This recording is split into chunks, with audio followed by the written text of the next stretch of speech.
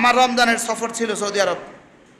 আমি আমার যিনি টিকিট করছেন তাকে বলছি এমনভাবে টিকিট করবেন যেন কোনো নামাজের জামাত না ছুটে। আলহামদুলিল্লাহ বলেন। আর এখন হজের সফর, আমি সাফ বলে দিছি কোনো জামাতের নামাজের জামাত ছুটতে পারবে না, খবরদার। বুঝলি কেমনি সম্ভব?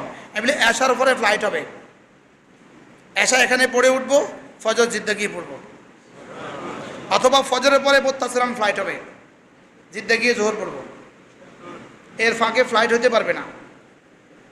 সুবহানাল্লাহ বলেন। কি শুনাই দেই কারগুজারি।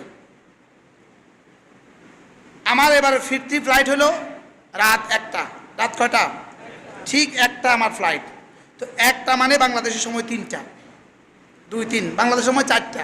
তো 1টা যদি আমি উঠি, বাংলাদেশে এসে আমি ফজর করতে পারবো না। আমি হারামে পাকে আসর করছি। কোথায়? হারামে আমি আসর করছি। আমি একটা দোয়া দিছি আল্লাহরে, আল্লাহ আমার জন্য জামাত না ছুটে।